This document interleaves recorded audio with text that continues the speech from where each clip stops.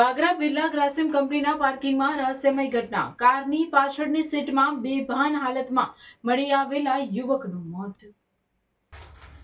વાગરા તાલુકાની વિલાયત જીઆરડીસીમાં આવેલી જાણીતી આદિત્ય બિરલા ગ્રાસિમ કંપનીમાં કામ કરતા એક યુવકના મોતના સમાચાર સામે આવ્યા છે. આ ઘટના અંગે વાગરા પોલીસ સ્ટેશનમાં અકસ્માત મોતનો ગુનો નોંધી વધુ તપાસ હાથ ધરવામાં આવી છે. બનાવ અંગે મળતી વિગતો અનુસાર જંબુસર તાલુકાના ડોલિયા ગામના રહેવાસી પિયુષકુમાર ગંભીરભાઈ મકવાણા ઉંમર વર્ષ 43 જેઓ ગત તારીખ 12/2/2026 રોજ બપોરના સમયે વિલાયતની આદિત્ય બિરલા ગ્રાસિમ કંપનીના કેમિકલ ડિવિઝનમાં પાર્કિંગમાં પોતાની ગાડીની પાછળની સીટમાં બેભાન અવસ્થામાં મળી આવ્યા હતા. ઘટનાની જાણ થતાં જ કંપનીના ફાયરમેન અને સિક્યુરિટી ગાર્ડ તાત્કાલિક તેમને સ્ટ્રેચર દ્વારા કંપનીના પ્રાથમિક સારવાર કેન્દ્ર ખાતે લઈ ગયા હતા.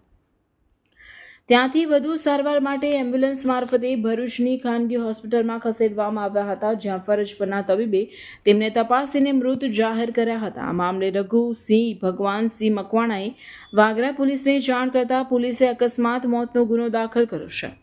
વાગરા પોલીસ આ ઘટના પાછળના ચોક્કસ કારણો જાણવા માટે વધુ તપાસ કરી રહી છે.